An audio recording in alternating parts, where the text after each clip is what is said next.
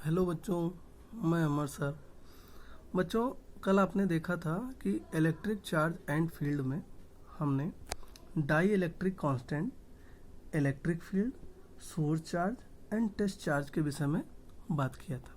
आज हम उसी में आगे फिर एक डेफिनेशन देखते हैं, इंटेंसिटी ऑफ इलेक्ट्रिक फील्ड। यहाँ पे बच्चों डेफिनेशन जो दी हुई है इंटेंसिटी ऑफ इलेक्ट्रिक फील्ड की intensity of electric field at any particular point of the electric field is equal to the force experienced by unit positive test charge placed at that point।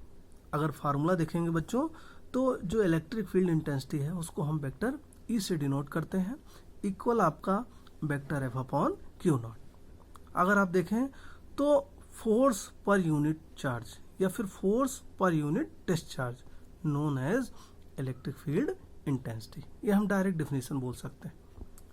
अगर हम इसका unit देखते हैं तो force का unit Newton, charge का unit coulomb, तो Newton पर कूलाम होगा। और बच्चों अगर डायमेंशन ऑफ सॉल्व आउट करना चाहें तो बिग ब्रैकेट में ml/3 A इनवर्स हो जाएगा।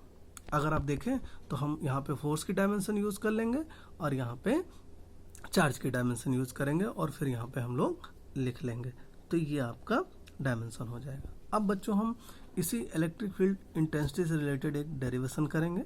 यहाँ पे लिखा हुआ है बच्चों कि electric field intensity due to a point charge. तो बच्चों इसके लिए सबसे पहले हम फिगर देखते हैं। बच्चों यहाँ पे हमने एक पॉइंट ए ले लिया और यहाँ पर अगर आप देखेंगे प्लस क्यू दिया हुआ है, ये आपका सोर्स चार्ज है और इससे आर डिस्टेंस पे एक पॉइंट हमने यूज किया है पी, और यहाँ पर अगर आप देखेंगे चार्ज प्लस क्यू नॉट दिया हुआ है, इसे हम टेस्ट चार्ज कहेंगे। बच्चों आप देखो ये प्लस चार्ज है और यहाँ भी प्लस चार्ज है। अगर आप फील्ड देखेंगे आप देखेंगे ये सेम चार्ज है या फिर लाइक चार्ज है, तो रिपेल टू ईच अदर, तो फोर्स अगर आप देखेंगे तो आउटवर्ड डायरेक्शन में होगा। अब इसके लिए हम सॉल्यूशन करते हैं। तो यहाँ पे दिया हुआ है according to figure by Coulomb's law, और बच्चों आपको पता है कि two charges are some distance, तो then we use Coulomb's law. बच्चों यहाँ पे देखिएगा कि according to figure by Coulomb's law the magnitude of force. बच्चों जब हम मैग्नीट्यूड यूज कर लेंगे तो वेक्टर का साइन यूज नहीं होता, हमेशा याद रखना। तो acting on plus Q not due two plus Q will be. यहाँ पे बच्चों देखिएगा कि द मैग्नीट्यूड ऑफ फोर्स, ये आपका एफ।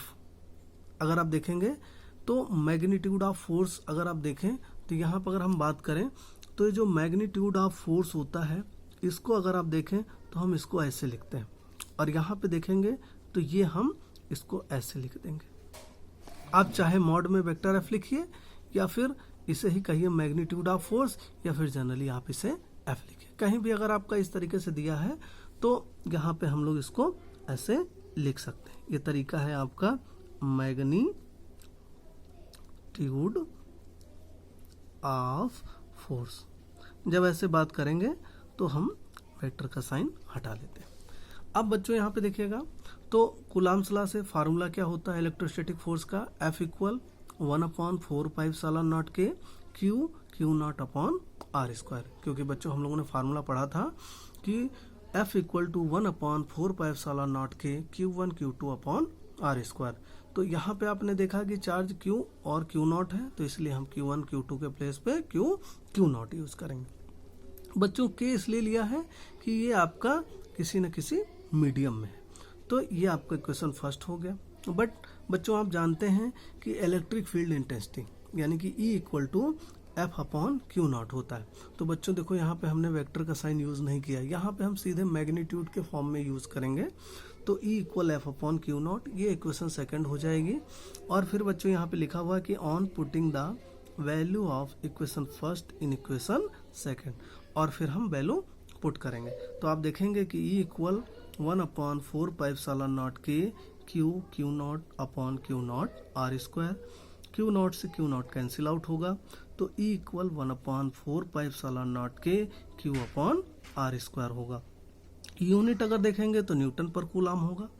अब अगर आप फॉर एयर और वैक्यूम में देखें तो यहाँ पे जो K है वो आपका 1 हो जाएगा, तो E equal 1/4 pi epsilon naught Q upon R square हो जाएगा।